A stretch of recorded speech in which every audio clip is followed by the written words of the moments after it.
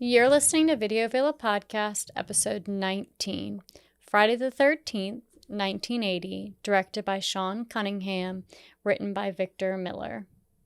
So today, in lieu of September 1st coming and going, we are bringing you back. Well, we are bringing horror back. There you go. And without further ado, with our first episode in our horror series is Friday the 13th. Yay! Woo! It's almost Halloween. Yeah, this was we talked about on the Scream episode. This was my first horror movie that I watched in full length. I did see Scream as my first horror movie, but that's me running into my sister's bedroom, watching it a little bit, running out, watching it a little bit, running out. It was me for that. Yeah. The movie It was like that for me. Yeah, this was the first one where I believe I was 12 or 13. One of the two. I can't remember if probably 13. I'm not gonna lie, probably 13. And I saw it on HBO one night, or Encore, or not Encore, like Cinemax Encore, Something. whatever. I saw it on something one night. I'm like, you know what? I'm gonna watch it. And I sat there and laid in bed and watched it like this. That's how I watch it. I'm not gonna lie. Well, I didn't. Like I said, it just feels better. Those fingers are a security blanket. So recently we went back to Logan's hometown, and we were talking to his cousin Bradley, and I was joking saying that, like, the fingers are a security blanket. The fingers during a scary movie, especially when you're a kid, they feel safe, okay? I agree. Yes, it's easier to watch something through that. Like, I think the first time I saw Texas Chainsaw Massacre, I did the same thing. I think I watched it like with like holding the pillow up like this, like yeah, just something. It's the thought that, like, when you have your fingers or a pillow, like, I can cover my eyes faster than I could probably just close my eyes. I mean, and then this one, like, it is what I was expecting it to be. I mean, after getting bit by the horror bug, which, like, I don't know. I think ever since that day, I was like, okay, these movies aren't as bad as I thought they are. You know what I mean? Like, yes, there are some movies that are scarier than others. And yes, this movie did, like, the suspensefulness scared me. But I will say it wasn't as bad as I kind of have been building it up all this time for. Yeah. But it's still a very good movie. Oh, yeah. It's definitely a good slasher film. Yeah. I also, like, early on taught myself, because I'm not always a fan of scary movies. I always taught myself, like, the music. You know when a scary part's going to come based off the music. And Logan and I have watched, like, behind the scenes on Halloween and stuff like that, and how, like, they utilize music to obviously set a tone, just like anything. Well, exactly. So the But after, like, the first one or two kills, if it's the first time you've ever seen a movie, you pick up on what beat they're going to use when they kill somebody. And I always in my head would be like, okay, when that starts playing, this is when it's going to happen. So be ready. Well, yeah. And that's the thing is, like, so when Harry Manfredini was coming up with this score, because he had never scored a horror movie before. Yeah. When he was coming up with this score, he said he did the opposite. He said he brought the music away to give the viewer a soft, a fake sense of security. And then that's when the scary thing would happen. I still caught on. As soon as he took the scary music away. Well, yeah, it plays, and then, like, probably 10 to 15 seconds after it stops playing, typically that's where you get gets your scare. killed. You get your scare or whatever it might be. I mean, and that's shit. That's been around for years. You talk about Psycho. I mean, it's probably the most iconic. Like, I guess you could say that's, I don't know, like, some people would argue, like, one of the first slashers is Black Christmas, but, like, I mean, I'd still consider Psycho a slasher. Yeah. And this is, after me becoming a fan of horror and diving into it, like, this type of movie became my jam. Like, I love slashers. This is my shit. Like, I don't really fuck around with ghosts. I don't mind some ghost movies. Some ghost movies are really good, and, like, see, I didn't get down with the supernatural. So, like, I like, for example, it's people love it or hate. I like the Insidious first one. I really like the first one, and I do like the second one too. I saw the new one. I wasn't a huge fan of it, but, like, so that's a ghost movie, and I like that. I like Poltergeist. Yeah, Poltergeist is good. I mean, well, that's demon. Like Exorcist is like demonic I don't like that. possession and stuff like that. But like usually, like for example, like Hereditary. I just and like the Innkeepers or a lot of these like new like horror movies where it's like that brand new with the cobwebs that's getting really popular Yeah. over that. Like not ghosts, but like a weird kind of like supernatural being or something like that. Like Yeah, I I don't will really say care during about.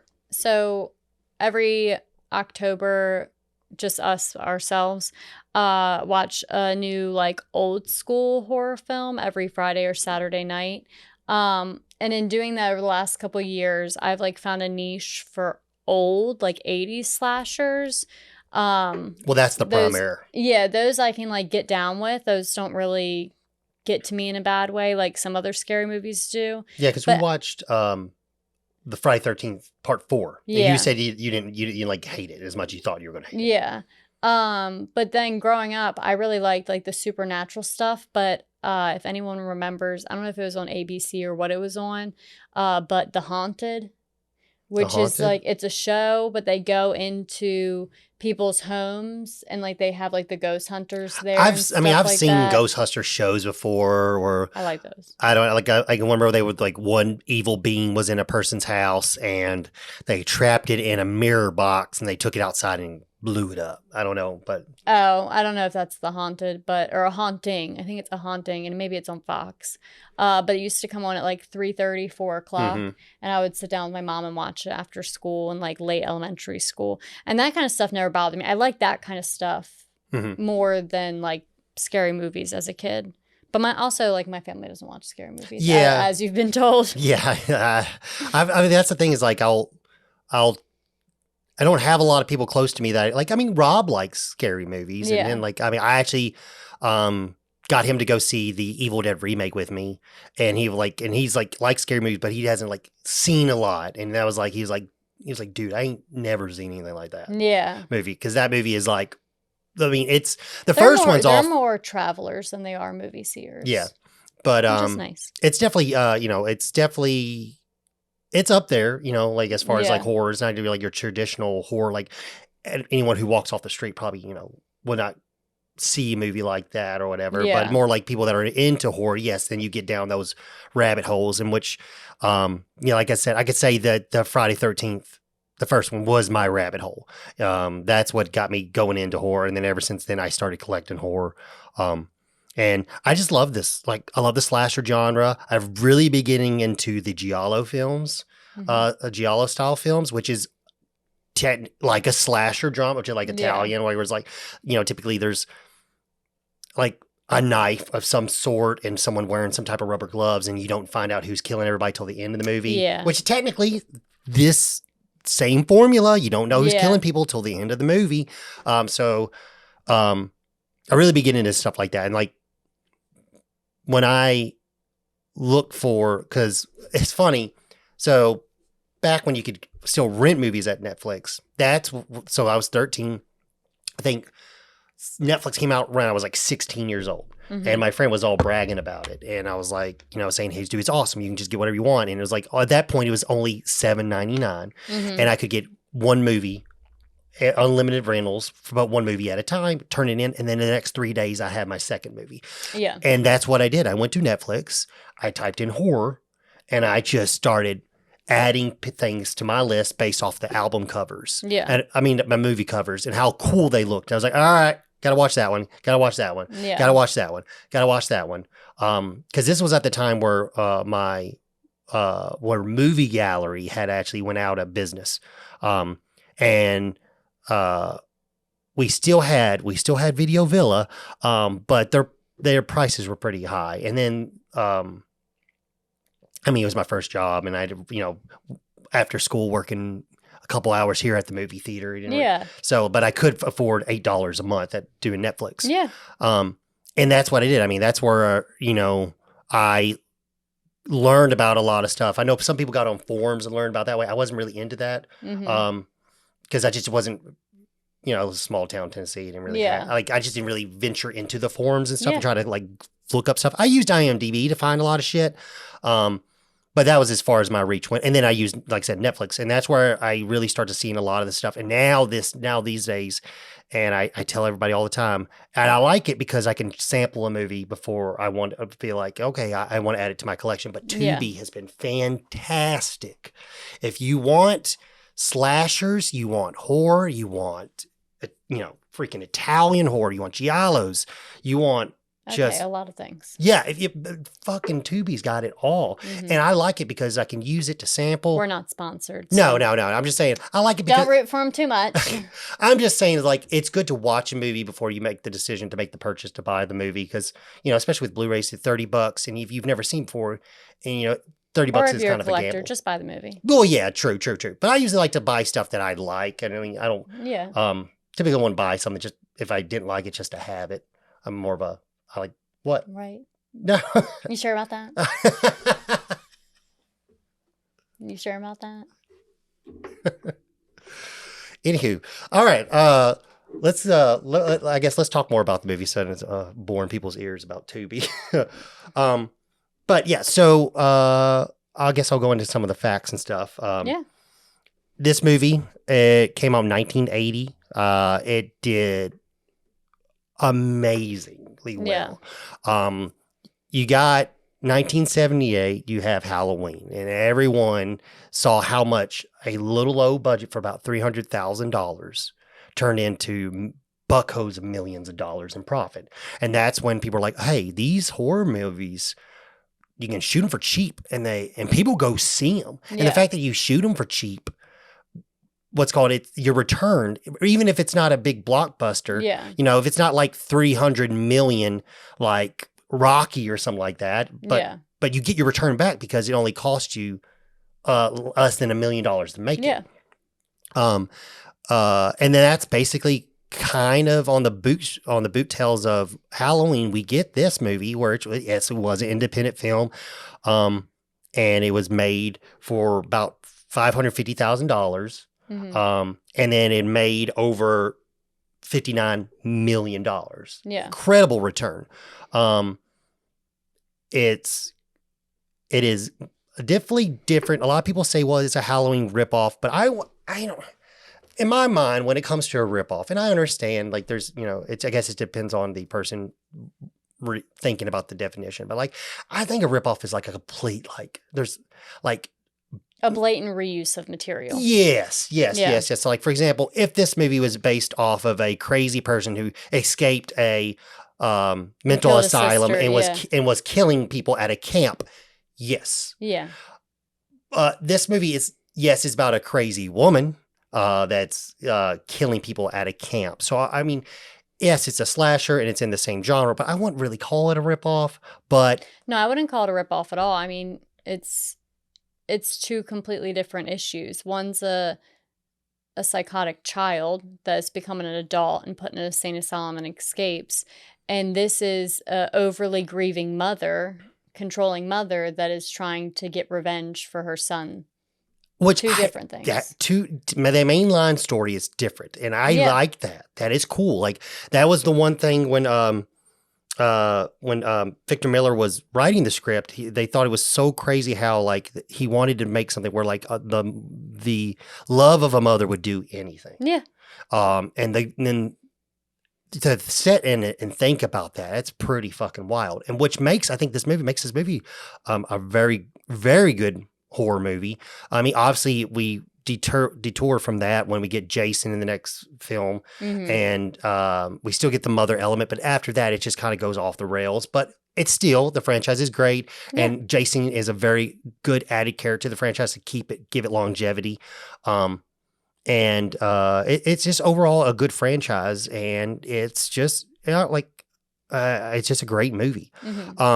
This year also was a good year for horror. We got this year's also Friday the 13th in October. Yes.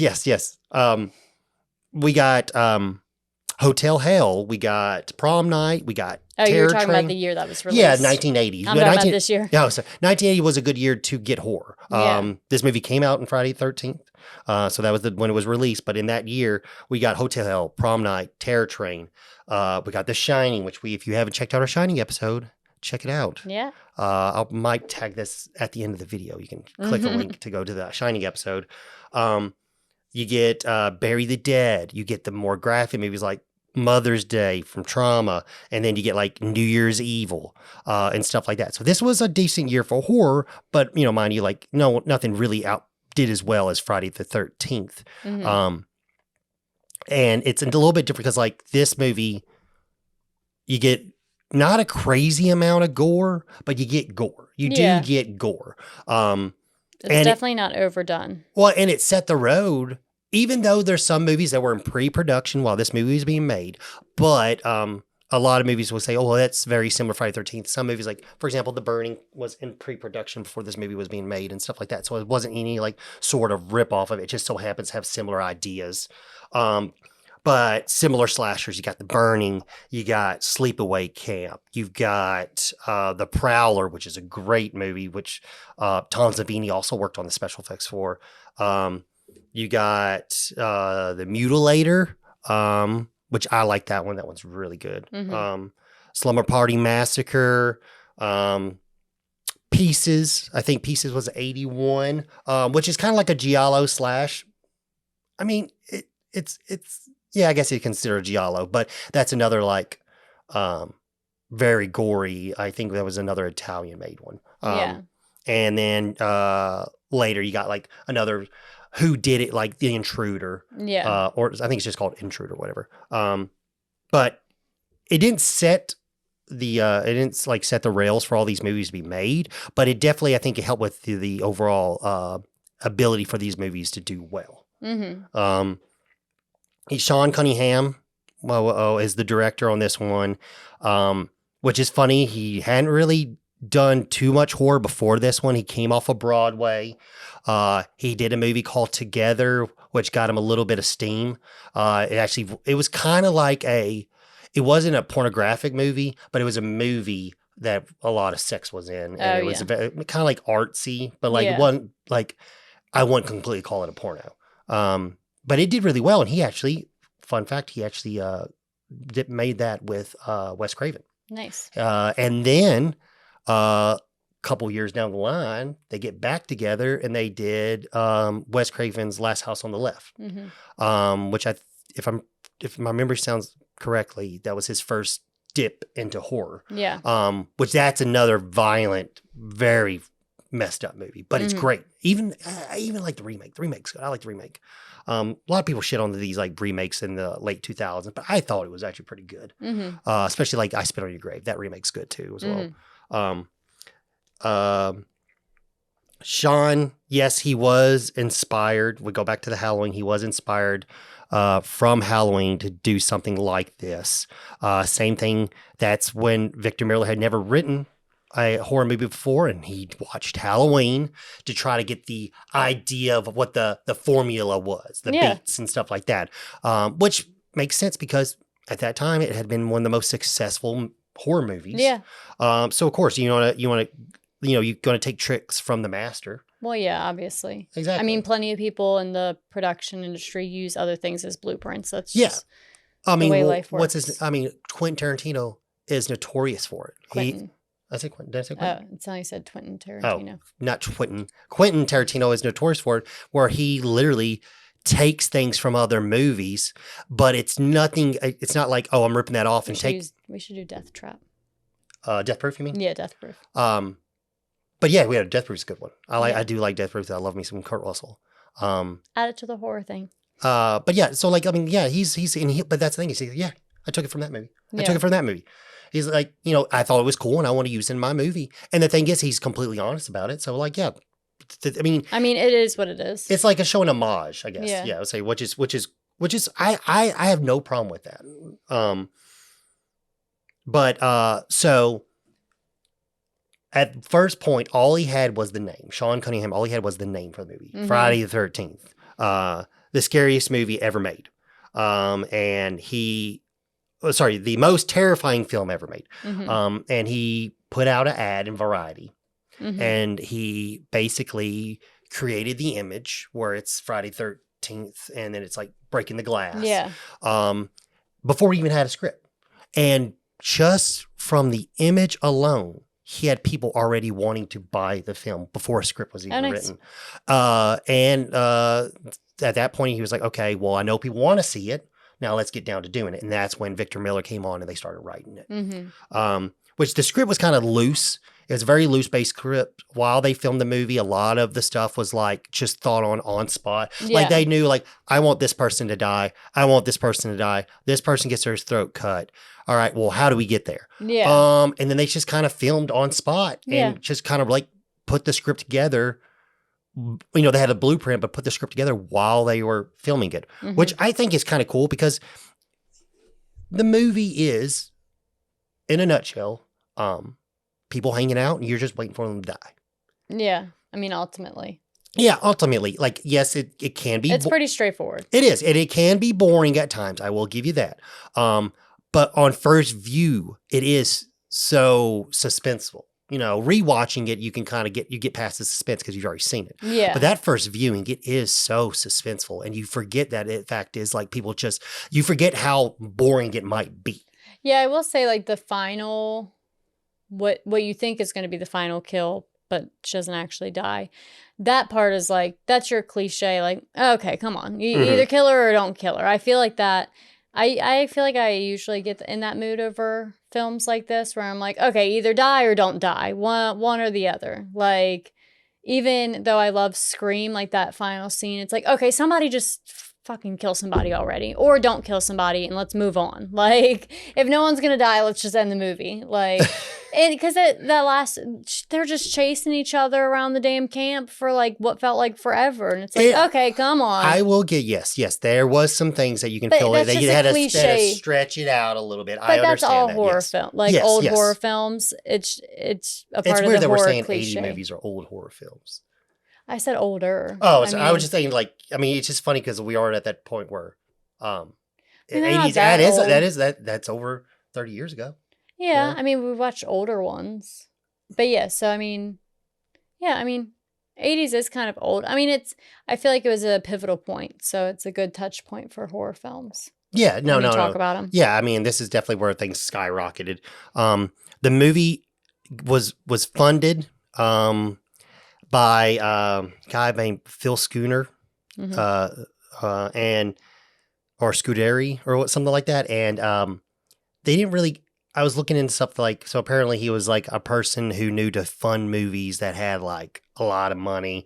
I don't think he was like related to the mob or anything like that. But it's just a man who had a lot of money to invest in, was willing to invest it. They got to a point where they were actually going to shut down the movie because he wanted to fund the entire movie, and they were scared that the profit wouldn't come back and make it worth it. Basically, based on them paying him back, for everything. Too much of an IOU. Exactly. But after being shut down, I think for 2 weeks or something like that, Sean Cunningham ended up calling him up and being like, "Actually, I'm going to take you on that offer." Yeah. And he was like, "Good," because I was about to put it into a supermarket. The money, the $500,000. Yeah. He goes, but I'll rather put it into the movie. And then he gives him the movie anyway. And like I said, Buku says $59 million something in grossing, which was great. We get Tom Savini doing the special effects with Tasso Stravekis.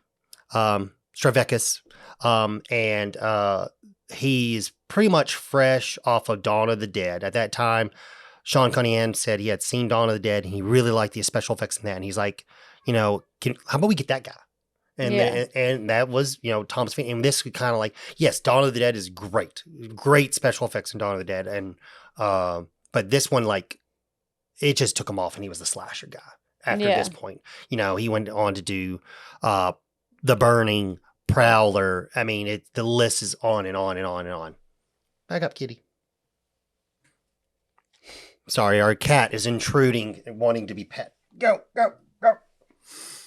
But yeah, and then this is where we kind of get like the famous concoction of the like type of like blood that Tom Savini started to create during that time frame, which was corn syrup, red food dye, and Kodak. Photo flow. Yeah, photo flow, which well, I have some more stories to tell once we get into it, but that stuff is it's crazy the fact that they put that shit in it because this is blood that was used on everything and it's definitely toxic. Yeah. um they got Betsy Palmer to come in to play Mrs. Voorhees. And the story goes the only reason why she did the movie is because she needed money for a new car. Mm. And her idea was this movie's never going to be seen. No one's going to care to watch it. But I'll And- still get paid. And And I'll I still get get my paid car. and I'll have a new car. Yeah. It's crazy. But yeah, and, you know, it did extremely well. And the thing is that I think she came in for like a couple of days. Like she was Yeah, only I on mean, set she for a was couple just of on the days. last part. Literally, because that's, you know, that's the 9 times the people playing her throughout the movie is not even her. She just Yeah. came in at the very end of the filming. Mm-hmm. Another cool thing that happened before I'll close it out. But if you notice when you watch the movie, and I didn't notice this until watching something on the movie where there's a lot of red throughout the movie. Yeah. A lot of red. And the production designer, Virginia Field, she did that on purpose Mm-hmm. because she wanted it to add a sense of danger to all the scenes where there was no danger. Yeah. It's kind of like more of like a presence without you knowing it Well, being yeah. there, which I thought was pretty cool. I was like, oh shit, I never thought about that. But yeah, there's red trucks, red doors. People are wearing red shirts, all throughout the movie. Yeah. I'm like, oh, that's interesting. Yeah. So now with all that, do you want to read the back of the VHS? Yeah, I'll give you guys the summary. So, on the front, you have like an outline wood. Great wooded poster, area. by the way. Love that. With the Love that teams poster. in it. And on the back it says, terror and suspense abound in this 24-hour nightmare of blood. Camp Crystal Lake has been shuttered for over 20 years due to several vicious and unsolved murders. The camp's new owner and 7 young counselors are readying the property for reopening despite warnings of a death curse by local residents. The curse proves true on Friday the 13th as one by one, each of the counselors are stalked and killed by a violent killer. This film is widely acclaimed for its horrifying and creative murder sequences. Friday the 13th. It's great. Coming to a theater near you. And that's one thing I will say before we get into it. Like, there's nothing better than that voice actor. I don't know his name. I didn't look it up. That used to do the trailers in the 80s for these movies. Oh, yeah. Like when we saw, I remember I was at the Bell Court in Nashville. And that's the first time I learned about Pieces because they played a trailer for Pieces. We were watching Texas Chainsaw Massacre 2, and they played a trailer for Pieces before that. And it was just like, it's like, you don't have to go to Texas for this Chainsaw Massacre. Yeah. But like that just, oh my God, that like Friday the 13th. I can't do it. But anyway, like there's nothing is better than that. And the poster, fucking cool. The little intro into the movie where it says Friday 13th and it breaks through the glass. I don't know. It's like it's lightning in a bottle. Yeah. You know what I mean? It's just awesome. But yeah, so to kick off the movie opens at Camp Crystal Lake, which, if any of you don't know, is actually in New Jersey. And 2 kids are at the Camp Crystal Lake for the summer. It's a summer camp. And they leave the sing-along to go do it, to go hide and have sex. And as they're getting frisky, they end up getting murdered. So the first 2 murders, you don't see the killer, but you see them, they hear creaking and they stop and they're like, what's that? Do you hear that?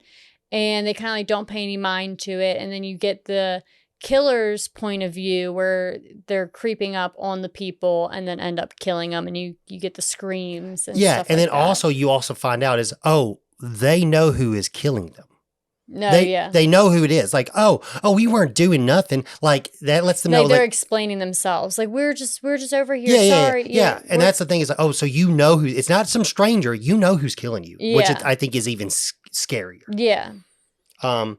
But it yes. adds to like the murder mystery. Oh yeah, theme. 100%, 100%. So then we're gonna fast forward to present time. Yeah, so they're trying to reopen the camp to Yeah. bring it back to service, essentially. Because this is 58. It was this. The beginning of the movie starts in 1958, and now we're at present time, so it's 1980. And like Becca said, they're opening the camp. We're being introduced to new campers. New counselors that are going to be looking after the camp. Yeah, they've been taxed. So essentially, the camp's just like run down. Yeah, because crusty. of the things that have happened. Yeah, they abandoned it. They left it because it was a curse. Yeah. Things weren't going right. We get introduced to our first counselor, then unfortunately never makes it to camp. We get introduced to Annie. Yeah. And she has made her way into the town. She's trying to find a way to camp. Her goal was to walk it, but then she finds out basically it's a 20-mile walk. Yeah, it's a 20-mile walk. But after talking to some of the locals, they're kind of warning her not to go. They're like, "Oh, you're going to Camp Blood."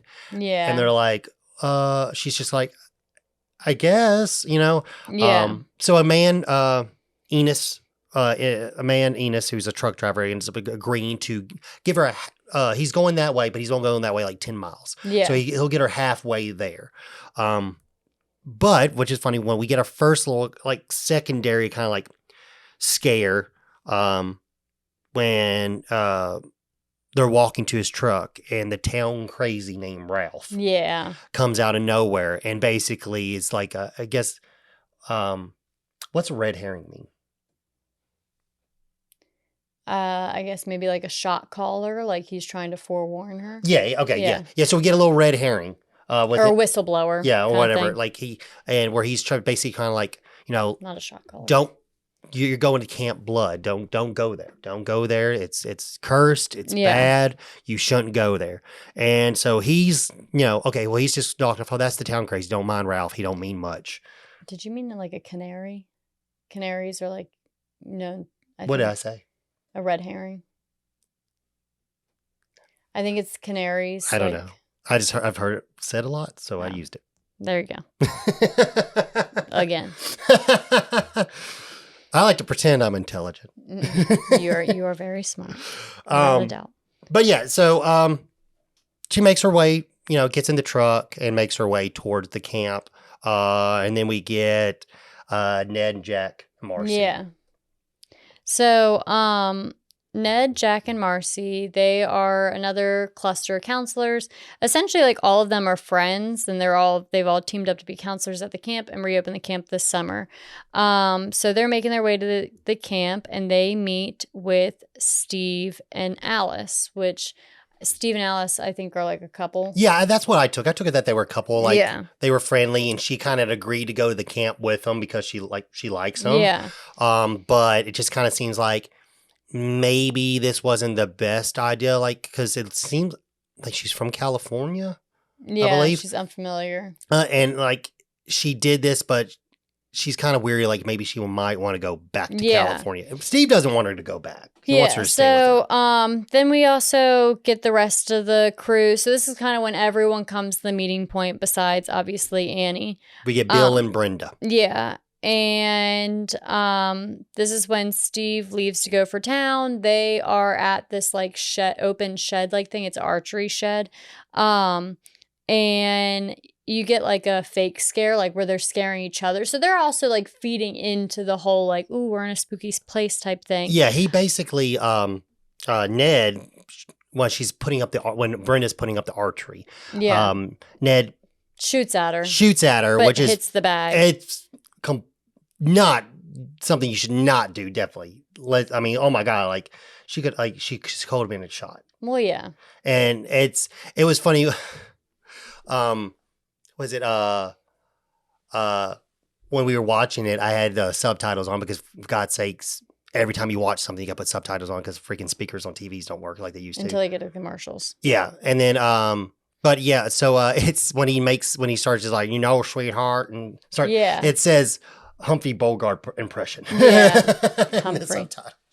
Yeah. So, and Brenda pretty much tells him like, knock it off. That was ridiculous. And I mean, like, in these are strangers. Not all of them know each other. Yeah. You know what I mean? They are like they are. They're a group of teens. It's like a normal camp. Like, Yeah. when you go to work at a camp, you don't know everyone you're working with. You're meeting them for the first time. Yeah. So we get our first death, as mentioned, which is Annie. So first off, like, hitchhiking's a horrible idea, especially in a horror film. You're gonna die, point blank, or the hitchhiker's gonna kill you. You're gonna get killed for hitchhiking, or the hitchhiker's gonna kill you. Never works out well. But Annie's death. So she jumps to her next hitchhiking vehicle, which is a Jeep that picks her up, and they start speeding off, and she's like begging to be let out. And that was really, by the way, that was really her jumping out of the vehicle. Yeah. That she actually ends up jumping out and then running into the woods and getting killed in the woods. But you also see the Jeep driver stop and go into the woods. So it makes you think like, okay, maybe the killer is driving a Jeep. So maybe that was the killer, because like, why were they acting like that? So that's when you first get your first kind of like clue / mix up. Like, yeah, it's a whodunit movie. And the whole time you're trying to figure out who did it. You know, you're like, okay, so this is the first time where who is it? Yeah, this is the first time where you get some like options. So like, okay, the person might be driving a Jeep, maybe. We'll see. And so that's like the first mental note made. But she runs off into the woods. Same thing with the Jeep driver. And she ends up getting killed. Yeah, and what's also is kind of like, okay, I can't remember. Like, I know because like Steve drives a Jeep. I can't remember if I paid attention if it was the same. Several times I thought it was Steve. Yeah, I mean, it does make sense until you find out what happens to Steve. Yeah, but which doesn't happen to the very end. So then you eliminate Steve, and you're like, well, shit. Then who is it? And it's also really funny because, like, so we watched this movie, and a lot, like, for example, the DVD I have over there, it says uncut. It's Friday the 13th uncut, and I was like, okay. And I was a little lazy, and I didn't want to go all the way upstairs to get the DVD out, and so we would just watch it on HBO Max. And I was wondering, I was like, well, I wonder if this is the uncut version that we're watching. And so I Googled it. So like the uncut is just 34 extra seconds. Oh. And I kept on trying to like find out like what was the difference and trying to like YouTube it and stuff like that. And it's funny because I brought this up to you because I was just watching Don't Go in the House. And I was telling you, I was like I was I watched it on, like I said earlier, Tubi. And the whole time watching this, I'm like, I feel like this movie's edited. Like, even though it says it's rated R, the whole time I'm like, there was parts where people would say something and things would... Stuff that would have been acceptable for rated R, but weren't in it for some reason. Yeah. Visibly cut. Exactly. And I was sitting there, I was like, I need to pull out my DVD copy and check the DVD and see if there's any differences. Because it happens. I was sitting here, they said there's 34 extra seconds where when Annie gets her throat slit, that you see more of it. And the thing is, like, when I originally watched this, like I said, when I was 13 years old, I remember seeing everything when she got her throat slit. Yeah. I don't ever remember anything being cut away. And that was the thing. I was like, oh, like, that's because this movie always in the back of my head, I was like, man, this movie is gory. Now, compared to the stuff I've seen, it's not as gory, but it is still gory because this is a good practical effect. Yeah. And the fact that they rigged her up in only 30 minutes. And because apparently they were losing light. So Tom Savini threw Annie, the actress who played Annie, on the back of his motorcycle. They drove all the way into camp real quick. He put the rig on her throat and makeuped it in and blended it and had her back within 30 minutes because they were losing light. But yeah, it's crazy because like, I don't know. It's just, I thought it was, actually, you just see it, like, especially like a lot of places you see uncut. I'm like, I don't remember this stuff being cut. Maybe from the theatrical. We've talked about that in past episodes. Yeah. But great kill. Needless to say, this is a great, nice first kill. Kind of gets you in there like, okay, this is going to be a bloody movie. Yeah. So then they go back to camp. And so the theme with the killer in Friday the 13th is that they stalk him through the woods. So you have Michael that stalks from like outside of windows and stuff like that and behind bushes. So like out visibly, but not too visible. Yeah. And you have Scream, who is kind of like in the woods, but also like risky out there like Michael. But with this, it's very much so like in the dark. Yeah. Hidden in the dark, usually. Yeah, because like I said, that's the cool thing about these style of films where the whodunit is like, you don't ever see their face. And you just get a killer's point of view. Yeah, which I like that. They do it really well in this. And then we get the, I always to this day, I will say it's shh, shh, shh, ha, ha.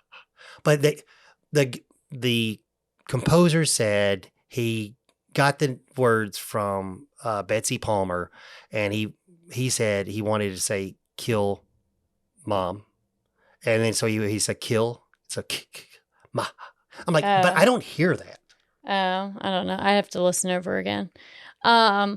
So then back at camp, you get some stalking or whatever from the killer, and they all decide to go swimming because they're on a lake. They're counselors. They're enjoying themselves while they're there, trying to entertain themselves as well. So they're all going swimming and stuff, and Ned fake drowned. So you start to think like someone's actually like, he's going to get killed. Like that's going to be the next kill is in the water. So you're like, okay, so something's in the water and killing him.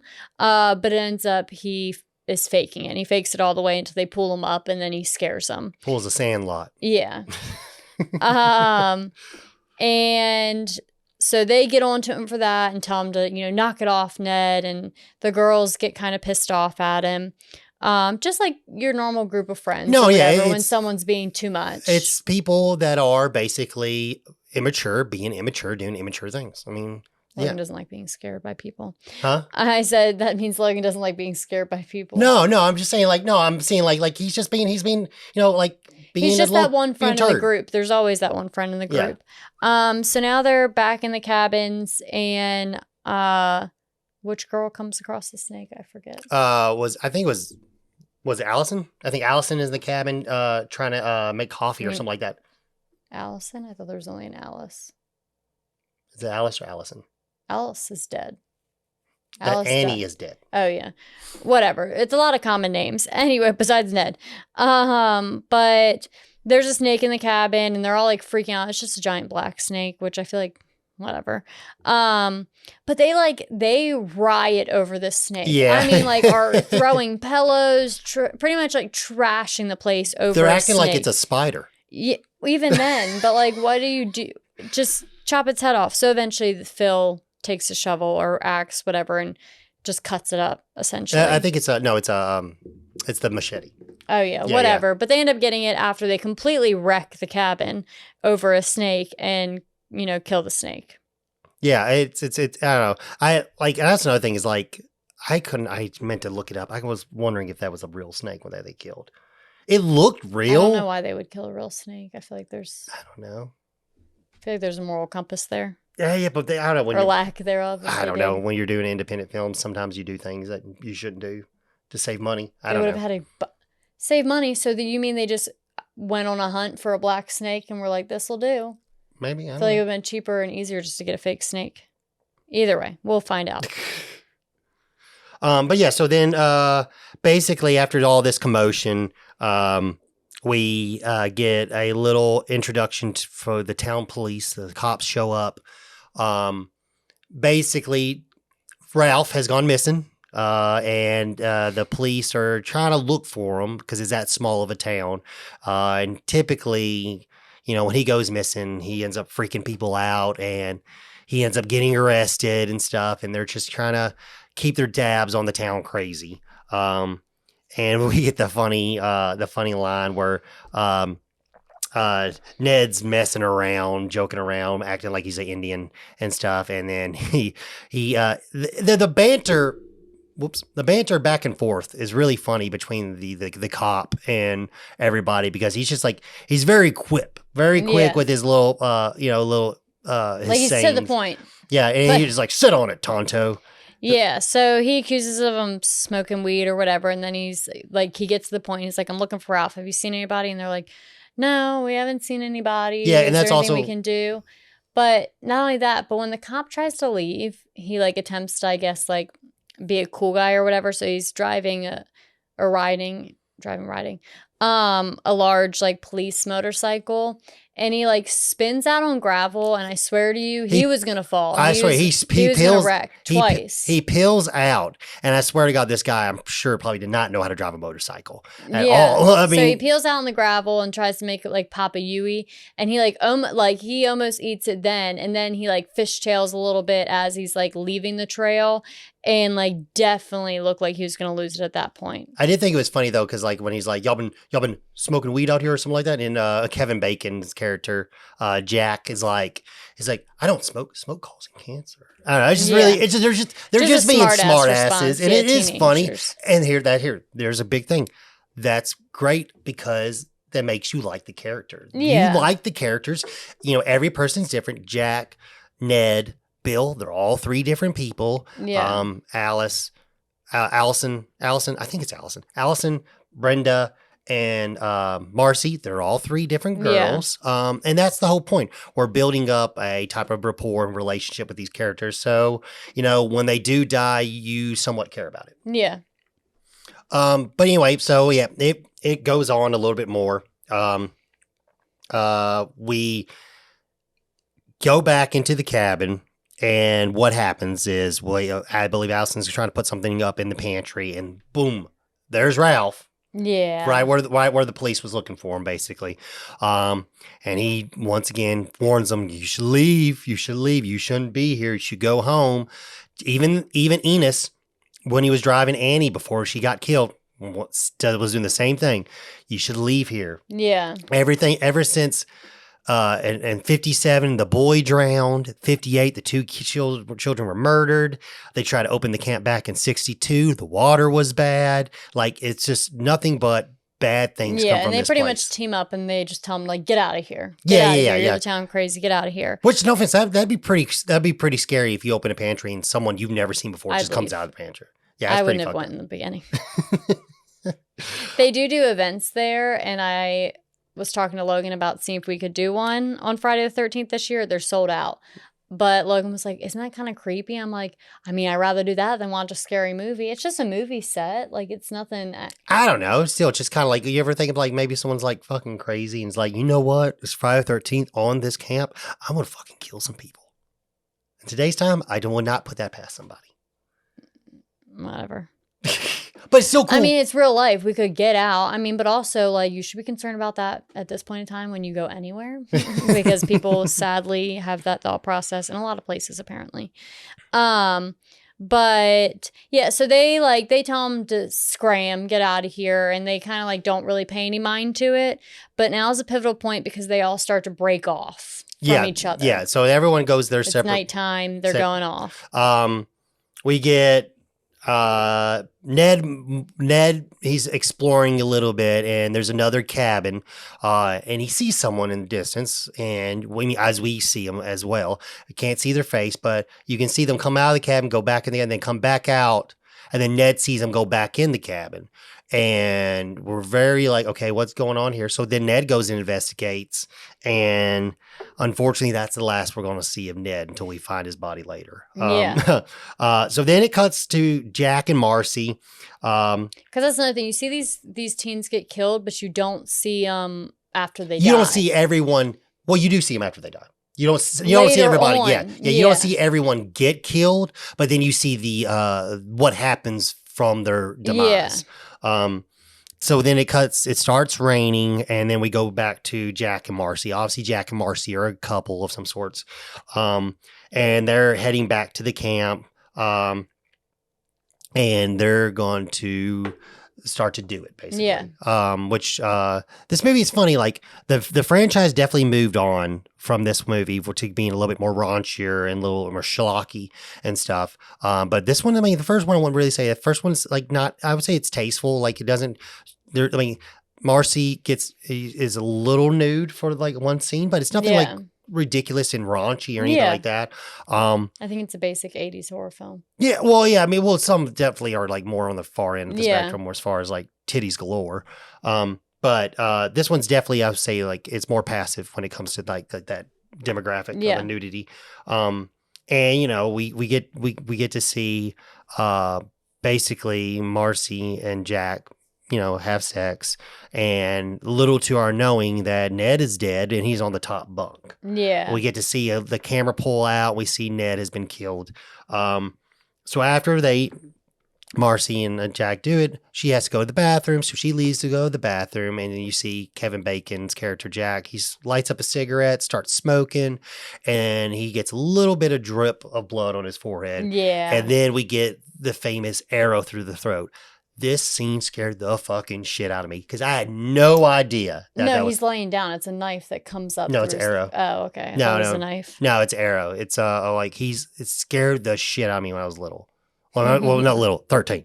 When I was 13, scared the shit out of me because I wasn't expecting it. It came out of nowhere. It was very graphic. Long story short, 13-year-old Logan was afraid to sleep by himself. I was afraid to sleep in a bed. Yeah. In a bed. I could sleep on a couch because no one could fit underneath the couch. Well, it's like the one movie where something comes up from the drain in the bathroom. Is that Grudge? We talked about this. We talked about this we talked about on the Shining episode, I think.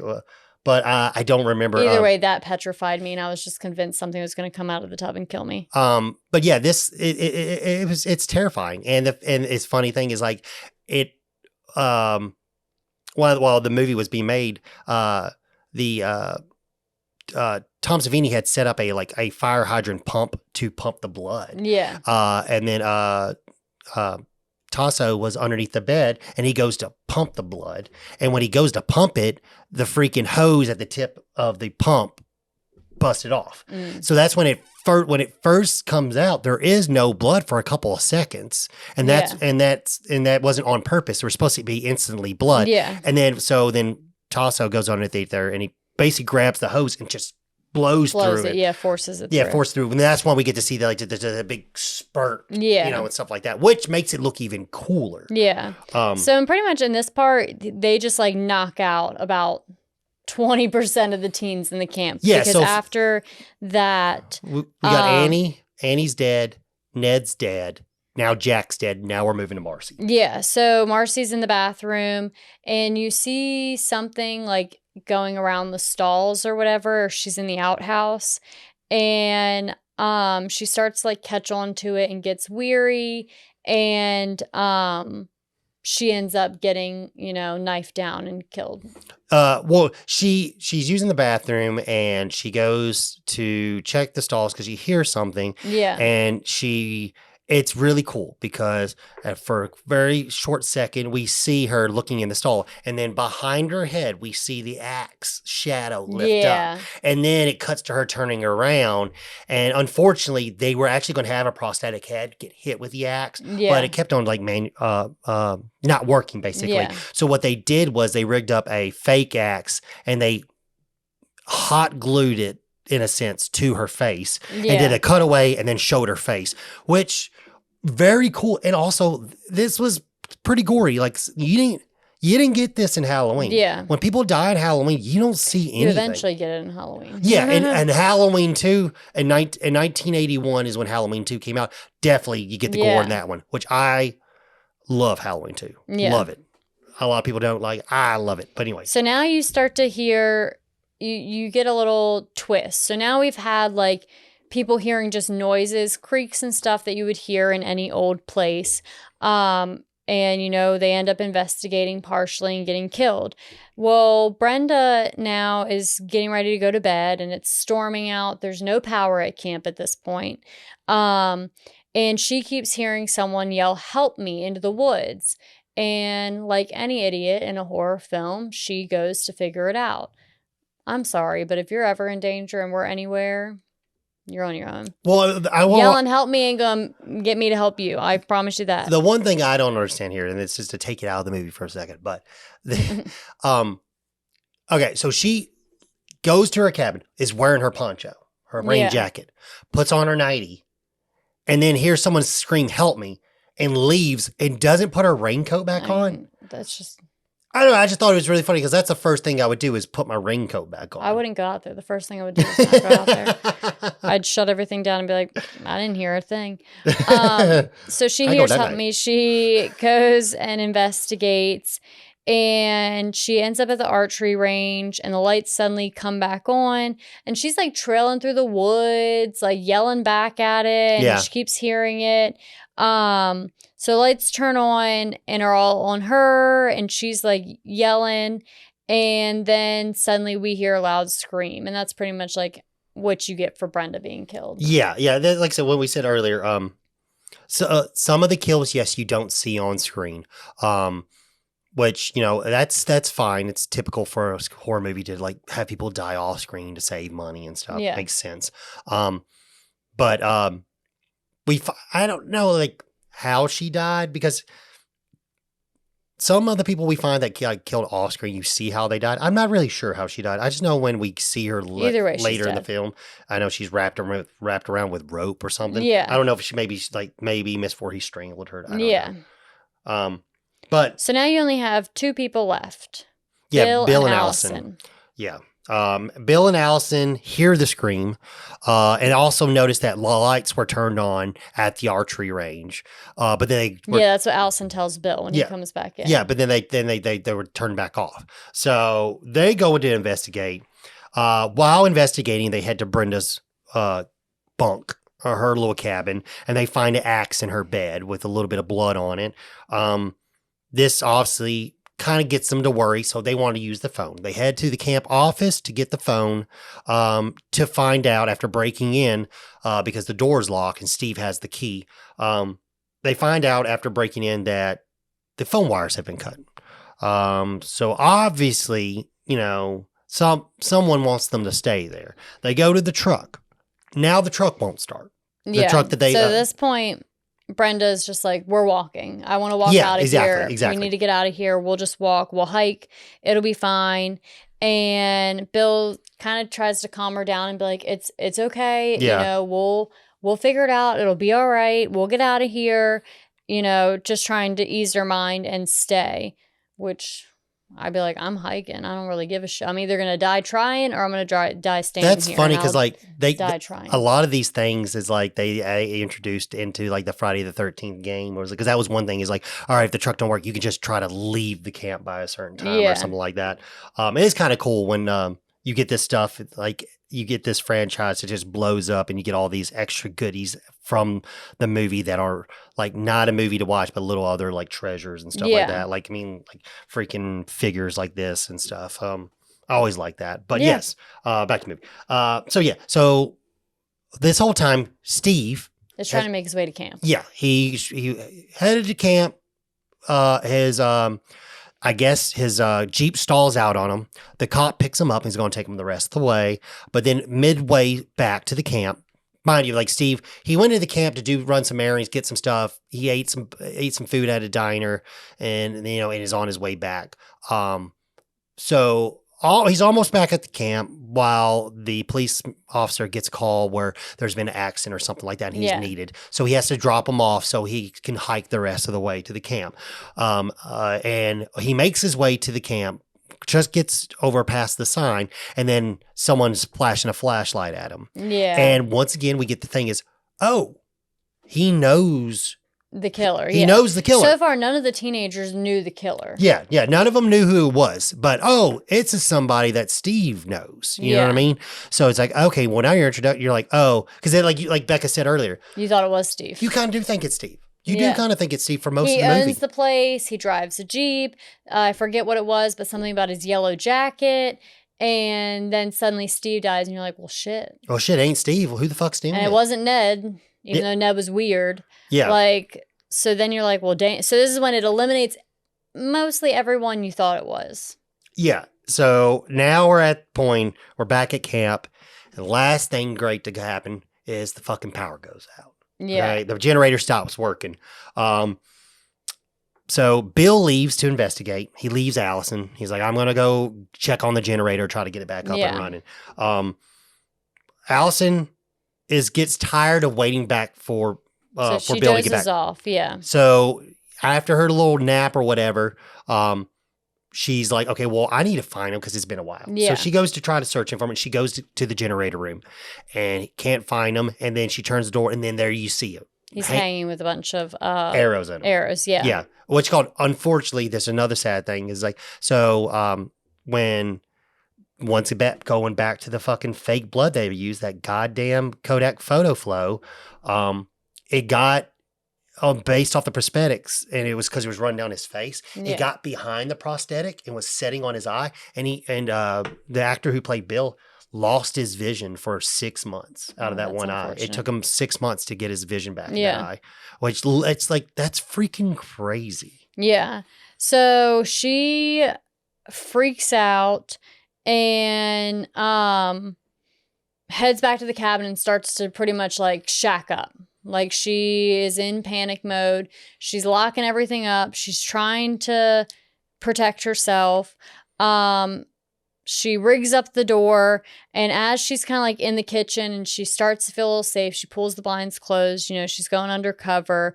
Brenda comes flying through the kitchen window, hanging from a noose, essentially. Yeah, and also, like, when I see some of these things, it always makes me think, like, when it is a woman who's doing it, like, no offense, like, Miss Voorhees was probably in her late 60s. There's no way in hell she's going to throw a girl through a window. And I know that sounds weird. It sounds like a weird problem to have, but it's even like, okay, Scream 5, when you find out who are the killers, and then and then when Dewey dies, spoiler alert, if you haven't seen Scream 5, Dewey dies. But when Dewey, You're supposed to say spoiler alert before you spoil. A little too late. Maybe I'll put spoiler alert warning on the video edited version. Audio listeners, I'm sorry.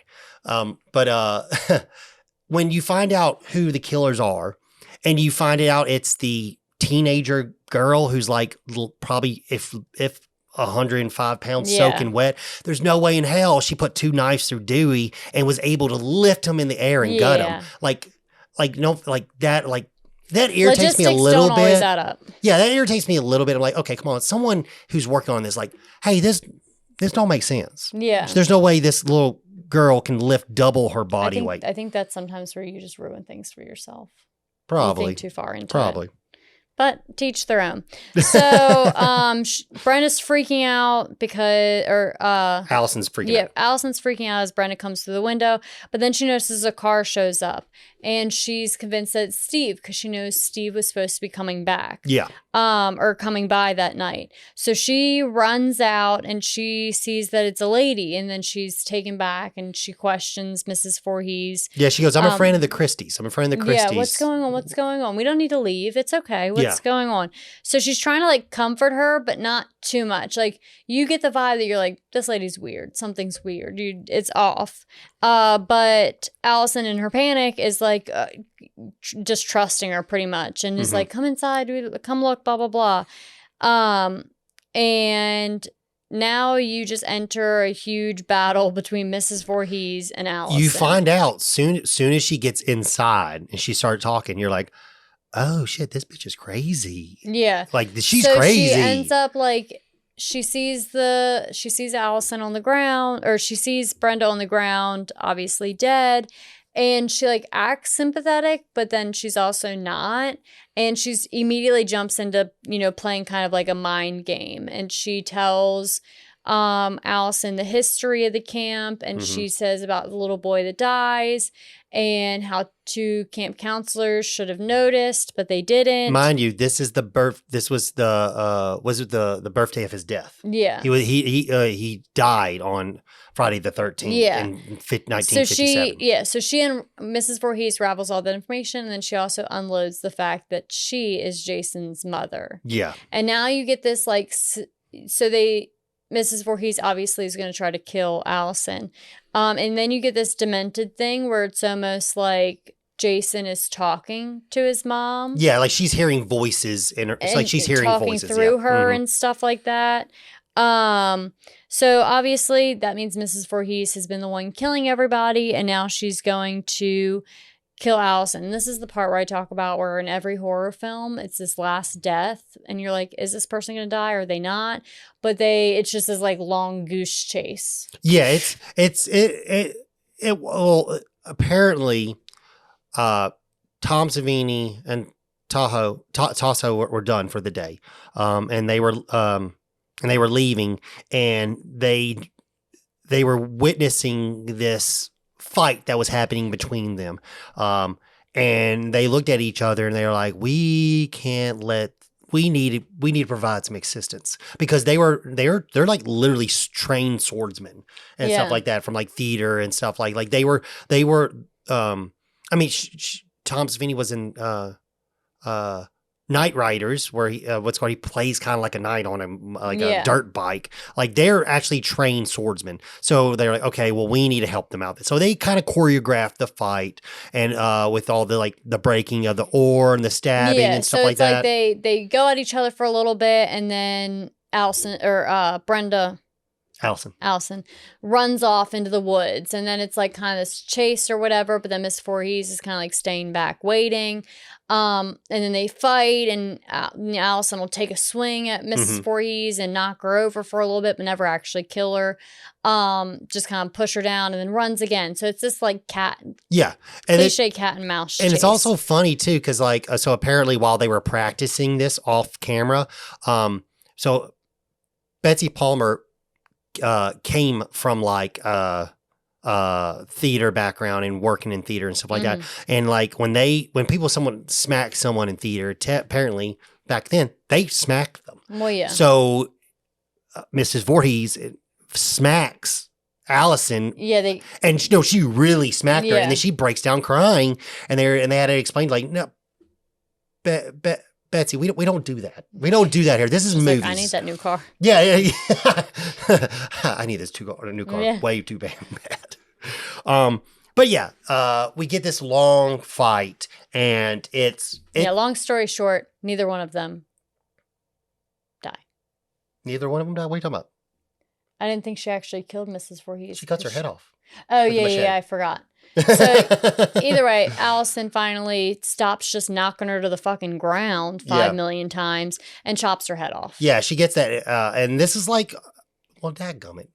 And then that's what gets me is, so she finally kills her, but then she just gets in a kayak. Yeah, like that's... Why didn't you get in the car? I mean, she did try to get in a car and her dead friend's in there. But Alice is in there. But it's like, if I just went through all that, I'm pushing my dead friend out the passenger seat of that Jeep, and I'm getting out of there. I'm just guessing that she just thought like she'd be safe in the water because no one would get to her in the water. I don't know. I'd be convinced that there's still other things going on, and I wouldn't be getting in that water, but it's easier said than done. But yeah, then we get the great scene where we're at the point where it's the next day. The cops arrive. The saviors are here. Everything's great. You know, what's called. And at this point in the original movie, it was called air the credits. That was it. And it wasn't until after this then I'm sorry, I forgot his name, but Phil Scooter was like, I don't like this ending. And he goes, I want my Carrie moment. So like in the end of Carrie, and also if you like Carrie, we have a Carrie episode. Check that one out. Shameless plugs. Yeah, it's where I compared the book to the movie. So I love that episode. That's one of my most proud episodes. But anyway, yeah. So yeah, he goes, I want my Carrie moment. So, Tom was brought back in. He's like, okay, well, how about we do this? How about we have Jason come out of the water? Yeah, and so she's floating on the kayak essentially in this like weird mutant dead person in the water, jumps out and tries to grab her from the kayak, and then suddenly she snaps awake and is in the hospital because of everything that she's been through. And that's when they're like, and she's like, he's, your parents are on the way. Yeah. It's over. What about the boy? What about the boy?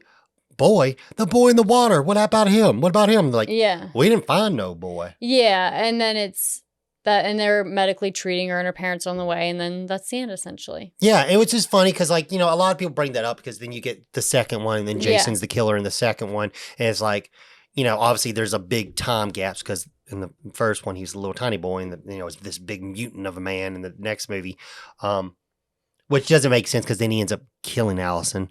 But if that's one of those things, it's just, you just don't, just go with it. Like I would say, this is that franchise. Just don't ask questions and just go with it. Yeah. But anywho, yeah, no, it's a great movie. Yeah, I would definitely watch it again. I enjoy them. They're They're the perfect balance of like gore. The Yeah. only jump scare you get is Jason coming out of the water. It's very tasteful. Scared the in shit out of every me. way. I will say, it scared the shit out of me. I Yeah. jumped. Remember, I'm sitting there with the pillow on. I think I was watching on my sister's bed. She was gone.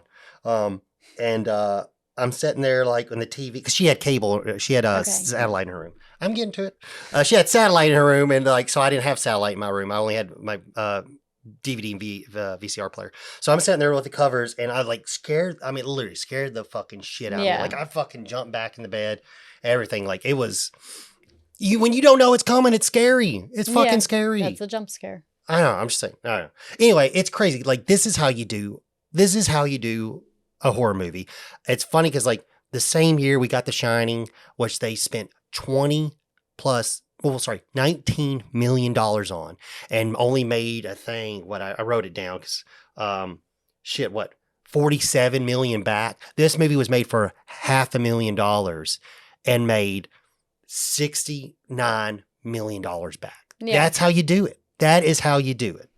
But yeah, it's a great movie. It's a great franchise. I'll definitely keep watching it. And I'm really happy that we kicked off our Halloween fall spooky season with Friday the 13th. Yeah. This is one of my go-tos. It's a very good movie.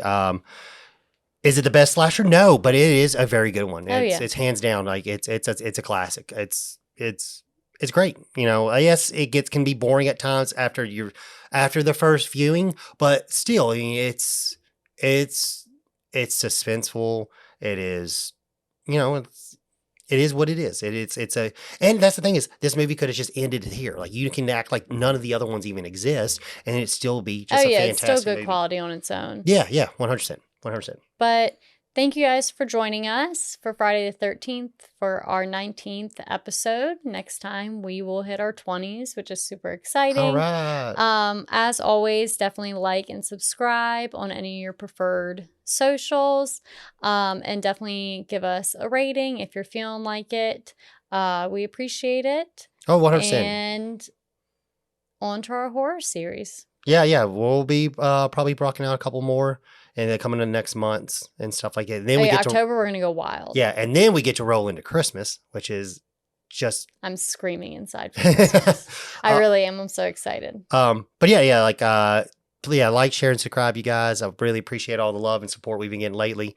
And you know, if there's anything that you want us to review or anything like that, let us know. Yeah, put in the comments. I read the comments. We have 3 comments total. They're easy to read. So I'll read them. But anyway, all right. Love you guys. See ya. Bye. Bye.